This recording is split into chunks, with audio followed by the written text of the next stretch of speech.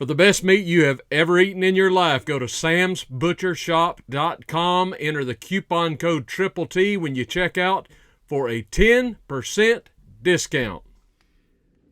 Hello, everybody, and a happy Friday to you all. Thank you for joining me today. Before I get going to what I want to talk about, let me give you a little programming note. As most of you know, all of you know that follow the channel every day, and I thank you for that. Today is Friday. It is pouring rain outside. It's cold and rainy, and so I can't do much outside, which is one reason I'm at home right now, because you can't really deliver cake out in the rain. That doesn't, there's a song there somewhere, isn't there? As most of you know, today is Friday. I haven't been posting videos over the weekend here lately. The next couple of, actually the next 4 days at least, I am swamped schedule-wise. This coming Monday, I am leaving here early in the morning to drive 10 hours west to go pick up Marina, finally. And then I'll sack out at her dad's house, and we'll hit the road Tuesday morning early, and we'll drive 10 hours back to Alabama. So my Monday and Tuesday are full, so is my Saturday and Sunday.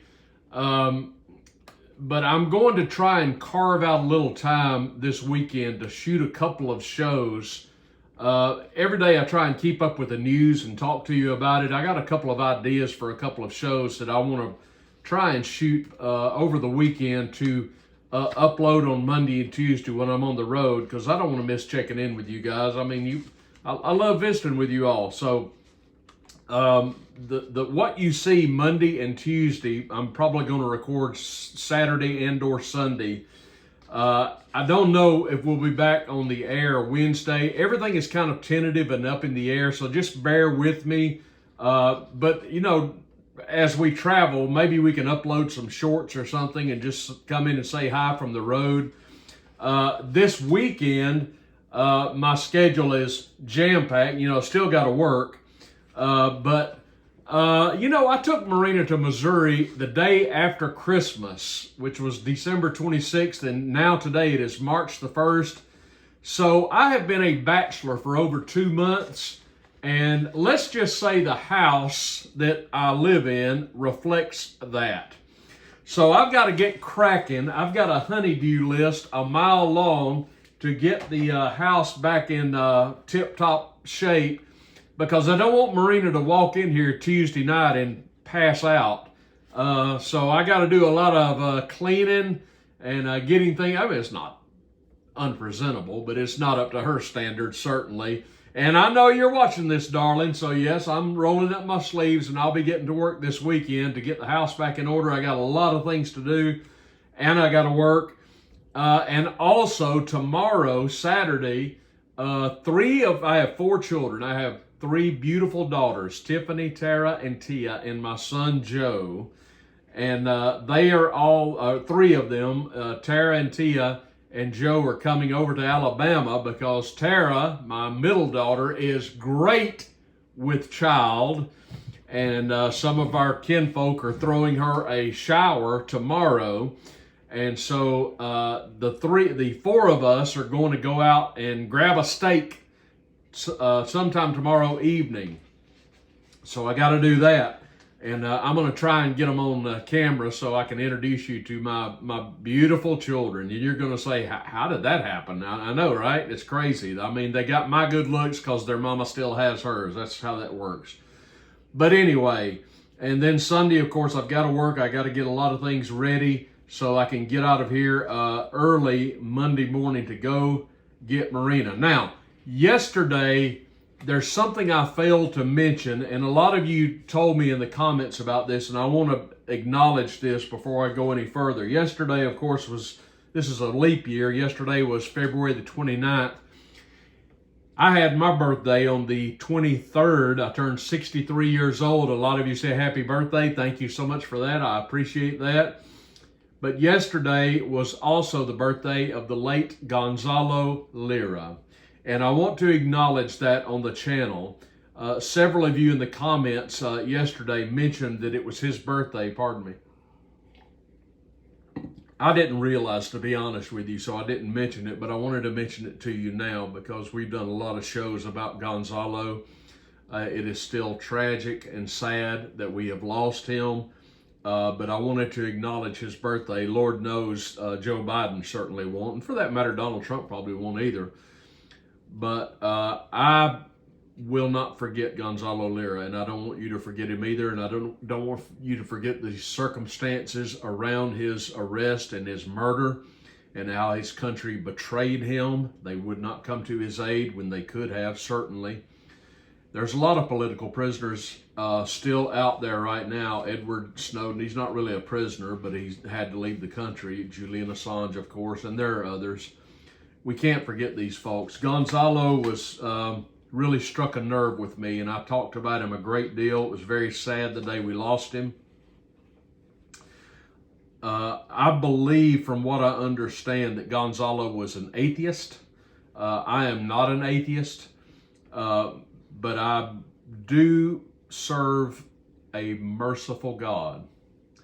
And all I can say at a time like that in the Gonzalo situation is my prayer is that the Lord, a loving and merciful God, will have mercy on Gonzalo because I believe he lived a life that was full of principles. He stood for the right things, and I just hope that he receives mercy and comfort wherever he is. That's my prayer for him. Kind of related to that, the last few days I've been talking off and on about the terrible murder of this beautiful young college student in Georgia, Laken Riley. Joe Biden's mouthpiece, Karine Jean-Pierre, the bubble-headed doofus that is his press secretary, was asked at a press conference yesterday whether Joe Biden, the occupant of the White House, has called the Riley family to offer his condolences regarding Laken's murder. And you got just a typical political answer. And Karine Jean-Pierre just deferred and hemmed and hawed and said, we would refer you to the state law enforcement officials in Georgia or ICE. And because this is an ongoing investigation, we're not going to have anything else to. In other words, the answer is no. No, he hasn't called the family. The bottom line is simply this, Karine. Laken Riley was murdered. This we know. She's no longer with us. The very least this pathetic excuse for a human being could do would be to call the family and offer his condolences and his sympathies. But of course, he's not going to do that because it would hurt his narrative, because he's okay with illegal immigration. He's okay with these criminals crossing our border and murdering our citizens. So he's probably scared, quite frankly, of what he would hear in response from Laken Riley's parents if he did call. And that's why he's not calling. Furthermore, in this press conference, Karine Jean-Pierre was asked about Biden, who had a physical this week, if he had been given any cognitive test this week. And she said no, the doctors did not give Joe Biden any cognitive test. She went on to say he passes a cognitive test every day. What? She said the neurologist has determined he does not need a cognitive test. He passes a cognitive test every day. Well, I would propose we take that test again. Is it possible that old Trailer Trash Tim is more knowledgeable about this than a neurosurgeon? I mean, can you just not look at Joe Biden shuffling around, barely able to put one foot in front of the other, mumbling and bumbling and incoherent, can't complete a sentence, certainly can't talk without the aid of a teleprompter, has to be told who to call on, what to say, has to read from a script. You think he has no cognitive problems, Karine Jean-Pierre? Maybe we need another neurosurgeon to check him out, or maybe we need a press secretary that can tell the truth, which you obviously cannot. Ridiculous. I watched a video on Twitter this morning, Friday morning, just a little bit ago. I don't know who this woman was. I'm assuming this is a woman. I'm just making an assumption. But the scene for the video was a gay pride parade. I don't know what city it was in. But the image I watched just sickened me. It was an image of two people I assumed to be women. They looked like women to me. They talked like women. They sounded like women. Of course, anymore, who knows, right? But they're holding hands, not with each other, but they're holding hands with one on the either side of a little 15-year-old child who looks to be a girl, a little girl. She was dressed in a rainbow dress. And the scene to me was just pitiful.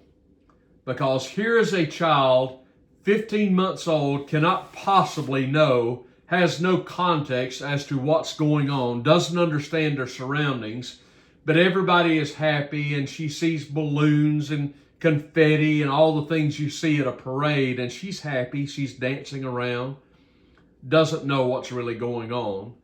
And the two women on either side of her that are holding her hand are, of course, celebrating nothing but sheer perversion. And a woman, and again, I assume, asked the mother, who I presume was the child's mother. Well, she said she was. She said of the child to the mother, "How old is she?" This was the mother's reply, and I quote, "They are 15 months old. Actually, is they, them for pronouns until they tell us who they are." She continued, "We are pulling apart this idea of sex, which is related to genitals and gender, which is related to how you move in the world.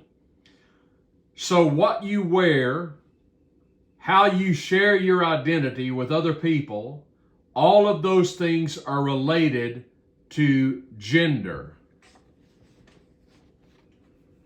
Do you ever just sit back and wonder what to say in response to such blithering idiocy? How old is she? They are 15 months old. Can any of you imagine your mamas ever referring to you as a they? I was born in February 23rd, 1961 in Marietta, Georgia, and it was confirmed seconds after my birth that I was not a they. I was a he. I was a boy. Actually, a little inside baseball for you. My mother wanted a little girl. I've got two older brothers, and my parents were thinking this will be the ticket. My name was originally to be Mary Alice. Instead, it turned out to be old Tim here. But that's okay.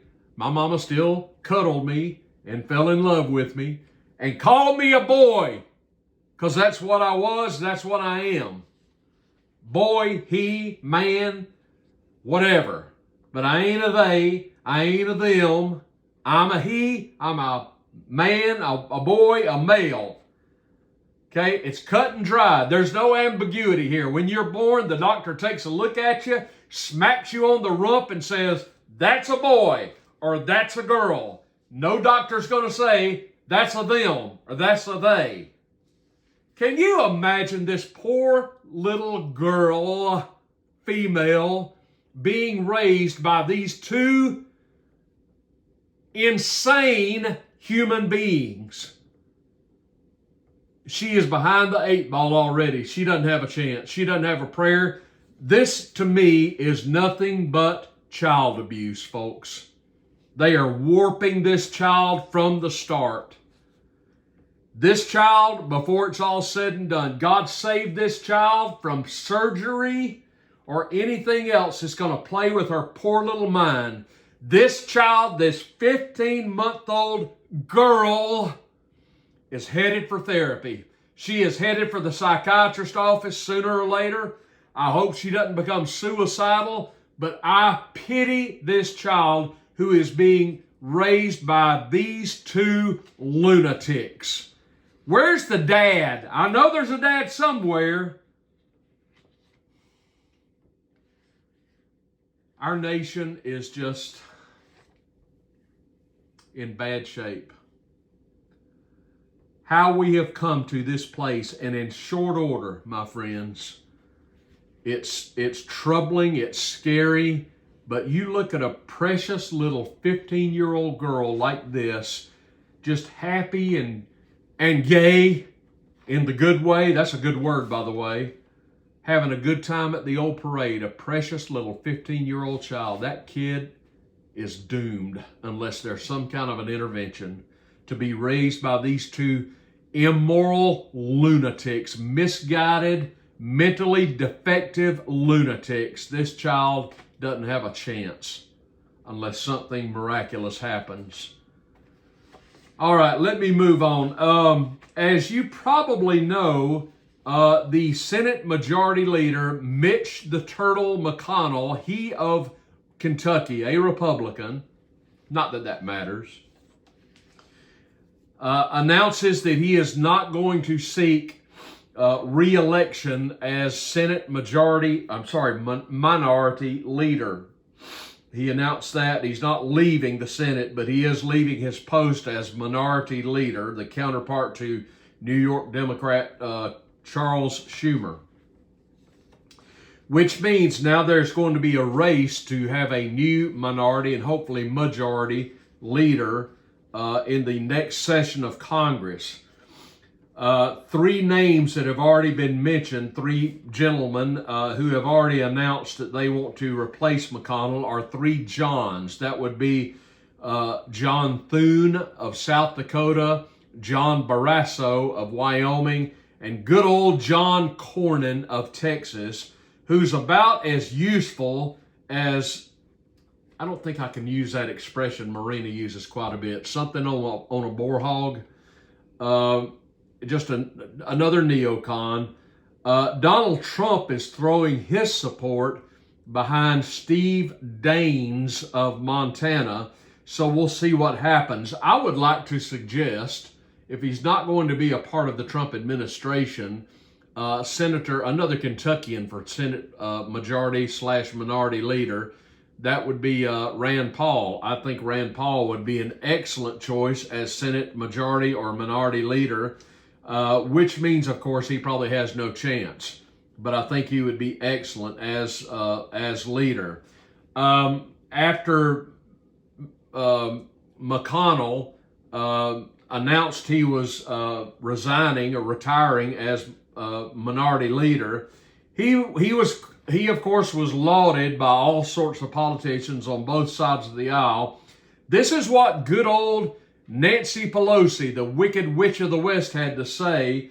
Nancy Pelosi praised McConnell after he announced he was stepping down. Quote, "Leader Mitch McConnell is to be recognized for his patriotism and decades of service to Kentucky, to the Congress, and to our country. He and I have worked together since we were appropriators, long before either of us were leaders in Congress. I send best wishes to him and his Elaine as they prepare for their next chapter." So the bottom line is, if you're getting praise from Nancy Pelosi, that pretty much tells us all we need to know. As I have said, these people, by and large, with rare exception, are interchangeable. It is the uniparty. I would accept Rand Paul, perhaps Josh Hawley, perhaps Mike Lee, Thomas Massey, a few others that actually are principled and stand for the right things. But Mitch McConnell is just another Democrat in Republican clothes. That's all he is. Mitch McConnell, here's my greeting to you, sir. Good riddance. Thank you for resigning as minority leader. Now do us all a favor and resign, period, and get out of the Senate. You 80-something-year-old worthless senator. We're better off without you, and good riddance to you. All right, as you know, a day or two ago, Donald Trump went to the Texas border, as did Joe Biden. They were both at the South Texas border. Trump was actually right on the border. He was in Eagle Pass, Texas. Biden went to Brownsville, Texas, which is a border town, but he was still miles from the border for his little photo op.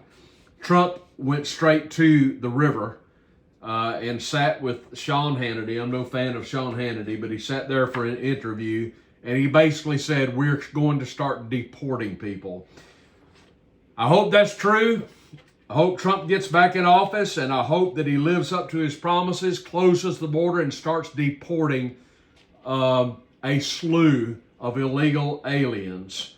You didn't hear that from Biden, naturally. One last story before we go, because I got to get to work. Boy, do I have to get to work. Letitia James. Everybody knows who Letitia James. You want to have some coffee with me? I love you, Mrs. Folgers. Letitia James, of course, fresh off of her victory over Donald Trump in the so-called fraud case in New York. She was the prosecutor in Judge Arthur Scrooge Ingran's court. This is the judge who fined Trump over $450 million because, you know, he's just an evil capitalist, basically, is what it gets down to. But Letitia James is on to her next little project. Letitia James is going to go to war against a beef processing company called JBUSA. And she is suing. They are the world's largest beef producer. And she is going to sue them because they are damaging the environment. You got that? The JBUSA, they're misleading consumers, and they're damaging the environment because everybody knows cows give off gas, right? And we're all going to die because of methane poisoning from cows. This is what's happening. Letitia James is suing the beef company. So Letitia James is evidently anti-beef. Now that hits a nerve with me because, as you know, I'm a carnivore. I eat a lot of beef. I mean, I eat a lot of beef. Steak, hamburger. I buy a lot of beef. I consume a lot of beef. So Letitia James, what's happening here is simply this. We've got another tier of justice in America. We've got this thing I want to call urban justice. These are these woke prosecutors in places like New York and Washington, Atlanta, Miami. These woke Democratic prosecutors who are basically anti-capitalist. That's what it boils down to. They took Trump down. Now they're going after beef processors. They were after Mike Lindell. Basically, these people are anti-capitalism. They are anti-American, and they are at war with free market economics. And if you have a company, a for-profit company, you're in their crosshairs. So Letitia James is coming after the cows. Letitia James is coming after your hamburger, brothers and sisters. Letitia James is coming after your T-bone steak, because we know that because of methane gas from cows, the earth is doomed. I think Letitia James needs to move to China. She'd be more at home there, perhaps, certainly economically speaking. I got no problem with beef producers. I got no problem with any corporation that wants to go out there and make a buck for their shareholders. I got no beef with that, pun intended, at all. So Letitia James, you need to step off, honey, because you are one misguided, maybe maybe Fannie Willis down in Georgia, down in Atlanta, maybe she can take you on one of her cruises, Letitia. Would you like that? I'll be happy to chip in and pay for that, maybe if it's one way. That's what's happening on this Friday, ladies and gentlemen. Thank you so much for joining me. Make sure you like this video down below. Give me the old thumbs up and subscribe to the channel. Comment down below. Let me know what you have to say about what's going on. I will be with you at some point. I don't know about tomorrow or Sunday. I plan to have material back up on Monday and Tuesday and maybe pop in from the road. Everybody go out there and have a great weekend. And I will see you very soon.